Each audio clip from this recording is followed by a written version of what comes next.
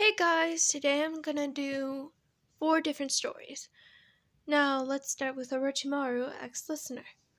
Orochimaru wasn't excited about Christmas. In fact, when he met you, he felt happy, as you told me Itsuki and Log about Christmas. But unlike the others, you had never had a family who cared for you as you decorated yourself and Suigetsu. Orochimaru didn't want this to happen, so he said, "Dear, please stop. I want Mitsuki to focus on his missions." You frowned. You only wanted to make Orochimaru smile, but the others enjoyed your little one, Raven. She is yours and Orochimaru's, but she acts like you.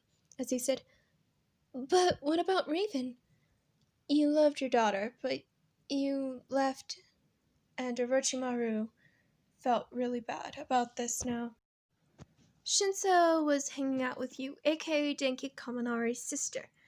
As in the Kaminari house, your parents were angry with Denki and you called you the worst. But you two did what they asked. But they didn't care about you two. So you and your brother are only staying with the Aizawa family. As Shinsou asked, "Are you okay?"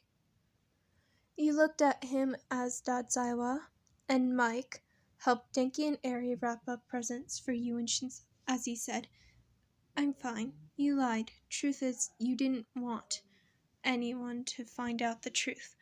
You looked at him and he got you to be brainwashed. As you thought, "Damn it, Natsu," before he asked again, "Are you okay, kitten?" You thought, "I'm okay," but under his control, you cried, "I'm not okay. I lost trust with him and my parents." Once you regained control, you cried, and he held you tightly. Tamaki is Oran High School's host club leader, but you have never been there, as you're a social outcast. People threatened you different and called you a commoner. But you were adopted. You were dating Kyoya, but today is when he breaks up with you. Someone lied about you and saying that you were only using his money. As Christmas was here, you worked 2 jobs, so you didn't need the money. As you got hit by a car, you woke up in the hospital saying Tamaki and said, "My princess is okay." As the doctors came in and said, "Miss Haruku, I'm so sorry, but your injuries." As you thought, "How am I not dead?" Tamaki stayed close to you. As Kyoya found out the truth, but he knew you had to move on. So he let you be. Momo and Jiro loved each other, but they also loved you. But you were always afraid of losing them. "But you have to go home," as Momo asked, "Diamond, are you okay, love?" Jiro looked at you worried as she said, "And don't lie to us, Sugar Plum. You had a fight with your love life, saying how she should love Ken, not Barbie. As you said, my family tells me not to date you two and to love a Ken, not a Barbie. Why can't I just be myself? I mean, come on." Momo looks at you. Jiro's house was coming out of the way, so you guys decided to have a sleepover. But you and Momo know about her parents' situation. As Jiro said, "I'm home." Her parents didn't listen as the 3 of you went to Jiro's room. Momo said, "We should do some peaceful games," but all night you and Jiro had to sing off as Momo studied. You two were a crazy bunch, and nobody could ever stop that. Finney was always sad. You didn't come to visit, but you were the queen's granddaughter, so you were busy. But you had your cat demon named Nero. As you were blind, so you did use your feet to see. But you were sure about Nero's feelings for Finney. You let them date as you coughed up puddles and blood. You were in pain as you didn't tell anyone until your last day.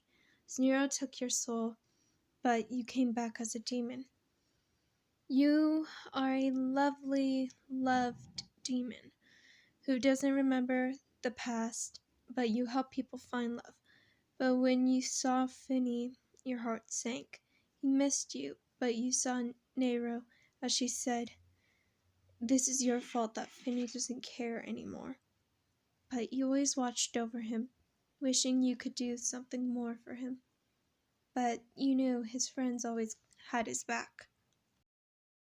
Nagisa noticed how sad you looked, and so he went pet shopping.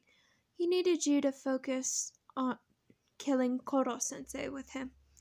But he didn't know what animal you liked, so he got a cute bunny! Because they make people feel better, as you were sad.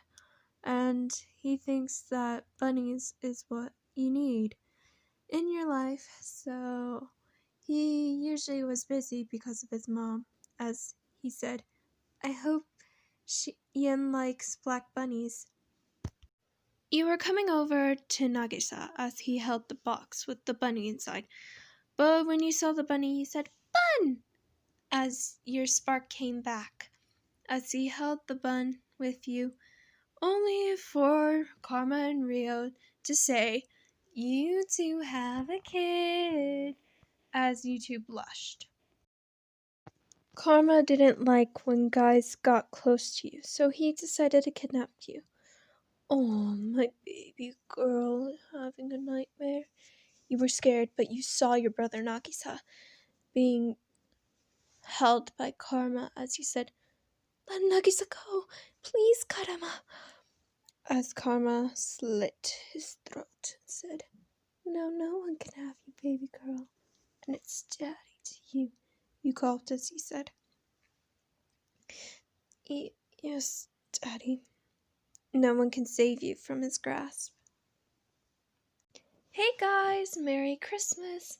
Some of them weren't really some Christmas stories, but I decided to do some of this because I wanted to do this for my friend who is up in Washington now.